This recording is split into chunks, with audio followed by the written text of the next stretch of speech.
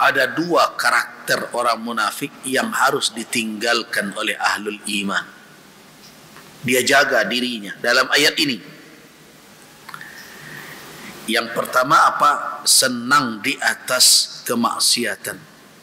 Orang mukmin mestinya gelisah. Orang mukmin mestinya apa? Gelisah.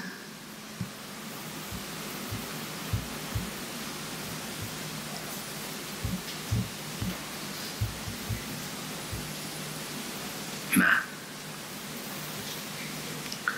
so kenapa? Karena orang mukmin itu hatinya tidak menerima perbuatan menentang Allah. Karena di dalam hatinya itu dititipkan oleh Allah apa? Fitrah.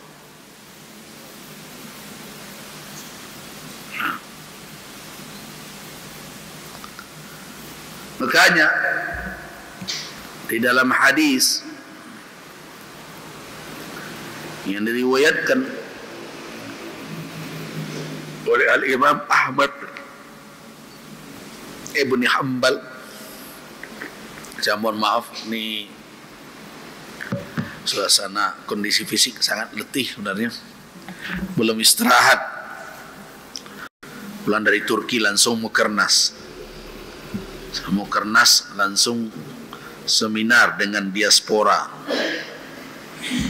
pulang seminar diaspora, seminar dengan Bundokando, tadi malam baru nyampe, sudah ada tamu, dan setelah ini harus ke Padang. Besok ada lagi seminar di Habis ke seminar saja. Tahan tak jaleh. Tapi ke baju.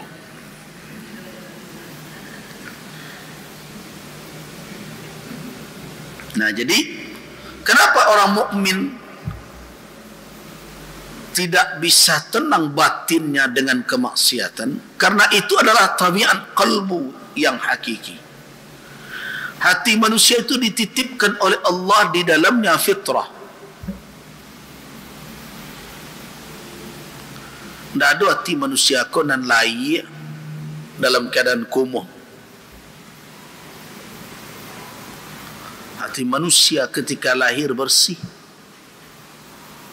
dia di atas fitrah.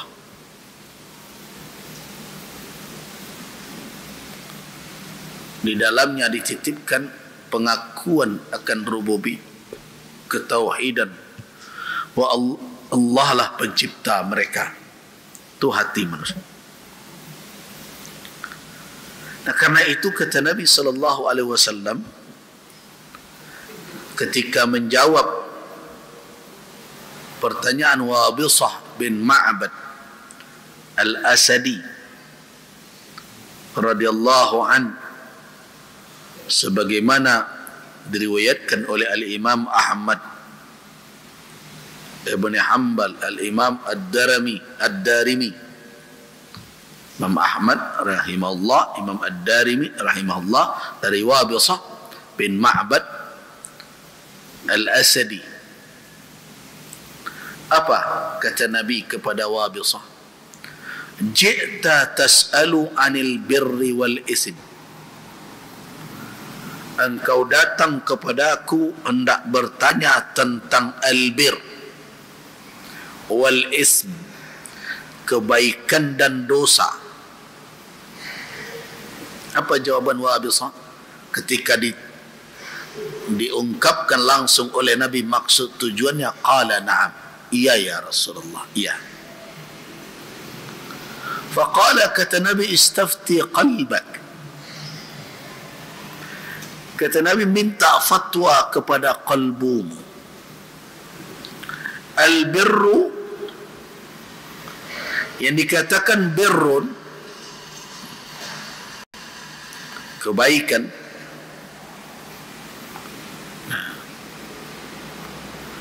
matma'annat ilaihi nafsu watma'anna ilaihi al-qalb. Yang dikatakan birrun adalah yang menenangkan jiwa dan menenangkan hati. Itu bir. Wal ism, sedangkan dosa mahaka fin nafsi wa taraddada fis sadr, yaitu yang menggelisahkan jiwa dan membuat keraguan di dalam dada. Wa id aftakan nas wa aftauk, meski orang banyak memfatwakan macam-macam kepadamu, tapi itulah ukuran al-birru wal ism, kebaikan dan dosa. Mana yang baik? Itma'annat ilaihin nafs, ada ketenangan jiwa padanya, ada ketenangan kalbu padanya. Berarti apa? Hati itu sebenarnya yang membuat dia tenang itu adalah kebaikan. Nah, tapi hati yang mana? Tentu hati yang berisi dengan iman. Jadi hati orang yang beriman, kalau betul kita beriman, maka hati kita itu akan merasakan kedamaian ketika kita berada dalam ketaatan. Bapak dan ibu kan? Sebaliknya hati orang yang ada nifaq, kemunafikan di dalam dirinya, maka akan sebaliknya. Akan sebaliknya.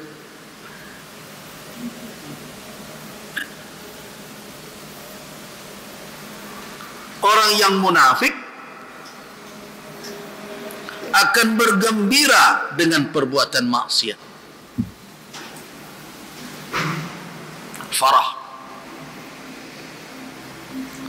Walaupun hatinya sebenarnya kalau ditanya betul, tentu manusia hatinya menolak, karena hati itu ada titipan keimanan di dalam. Namun syahwatnya membuat dia tidak mendengarkan hati nuraninya sehingga dia bergembira walaupun berada dalam keadaan mendurhaka kepada Allah dan Rasul. Nah, itulah ukuran untuk mendeteksi diri kita.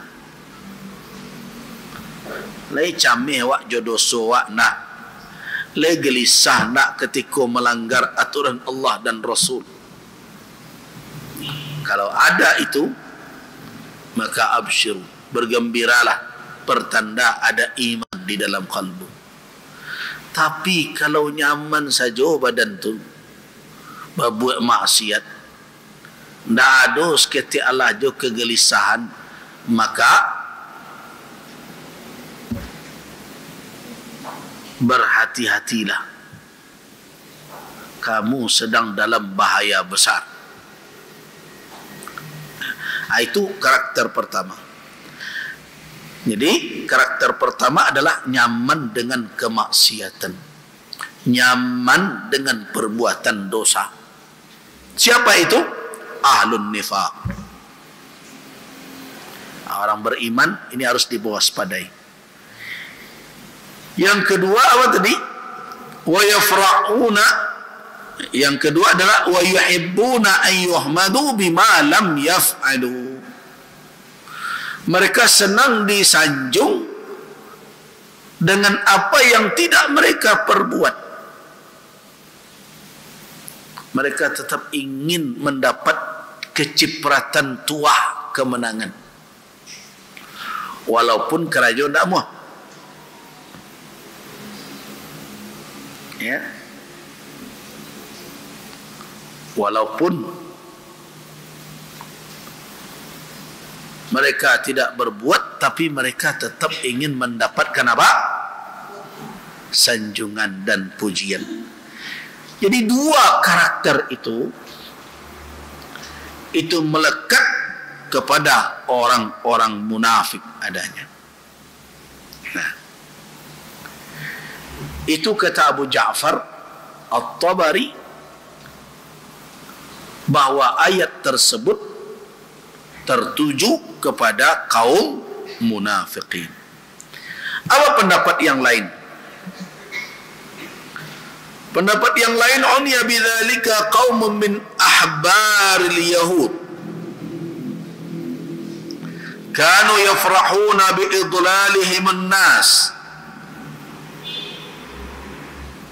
wa nisbatun nas iyyahum ila al-ilm. Menurut pendapat yang lain, yang dimaksud oleh ayat tersebut adalah ahbarul yahud, pendeta-pendeta Yahudi.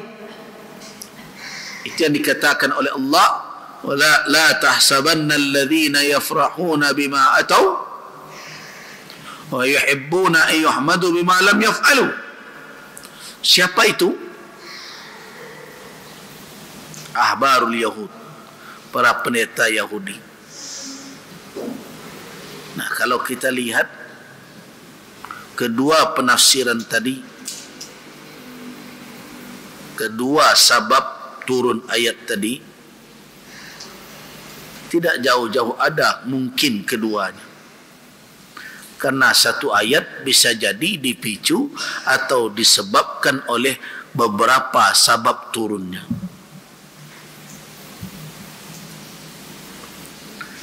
Yang pertama tadi ahlun nifaq, orang munafik. Yang kedua adalah ahbarul yahud, pendeta Yahudi. Nah, kenapa pendeta Yahudi? Kanu yafrahuna biidlalihimun nas. Mereka senang kalau bisa menyesatkan orang banyak. Senang hati mereka. Perangai Zionis kan sekarang sama dengan itu. Bangga dia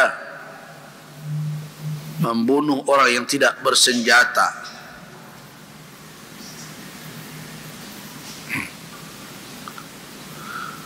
Kemudian apa yang mereka inginkan dari sanjungan orang? Wa nisbatun nas iyyahum bil ilal ilm. Ketika orang lain menyanjung mereka adalah ulama, orang yang berilmu, senang mereka. Pada hakikatnya mereka bukanlah orang alim.